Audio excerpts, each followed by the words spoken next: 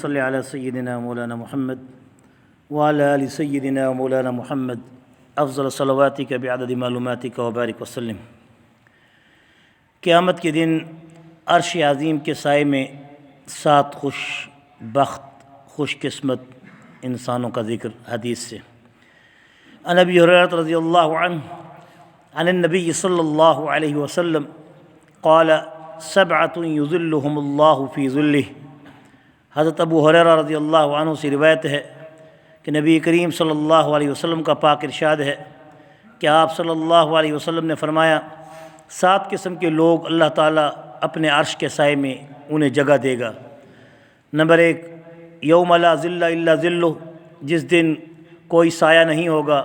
اس کے عرش کے سائے کے سوا۔ نمبر 1، کون سا وہ شخص جو اللہ کے عرش کے سائے میں ہوگا؟ الامام العادل، ایسا حکمران کہ جو کہ عدل کرنے والا ہو، انصاف کرنے والا ہو۔ وشاب نشأ فی عبادت ربہ، اور دوسرا وہ نوجوان جس نے اپنی جوانی عبادت میں اس نے گزاری ہو، اور اس حال میں وہ مسجد میں آ کر باجماعت نماز ادا کرتا ہو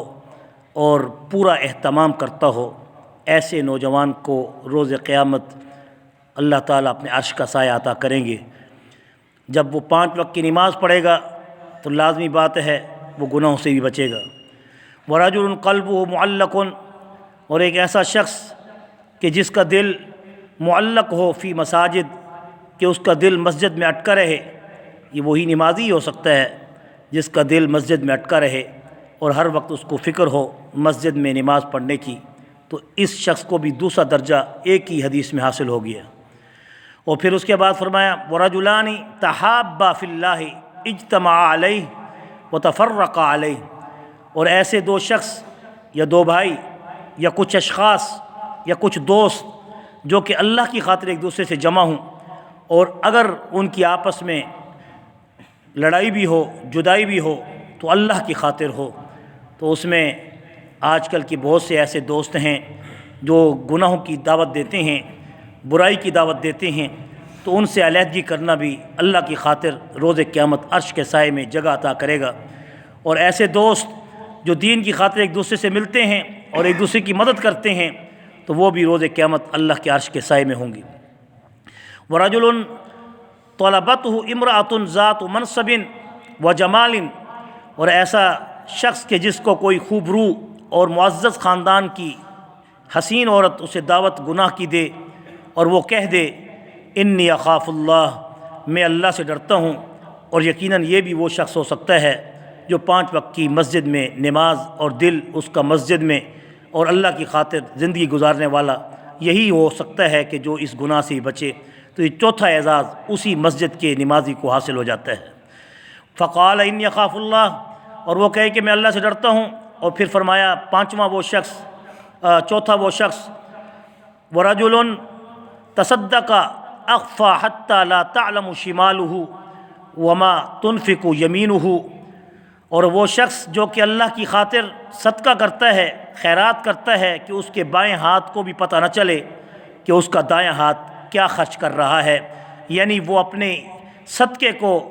اللہ کی رضا کی خاطر چپکے سے غریبوں کی مدد کرتا ہوا اور بغیر نام و نمو کے اور اشتہار دینے کے، بغیر وہ اللہ تعالیٰ سے اپنی رضا حاصل کرنے والا روز قیامت اللہ کے عرش کے سائے میں ہوگا۔ اور آخری شخص ورجل ذکر اللہ خالیا ففاضت عیناہ، اور 7واں وہ شخص اللہ کے عرش کے سائے میں ہوگا جو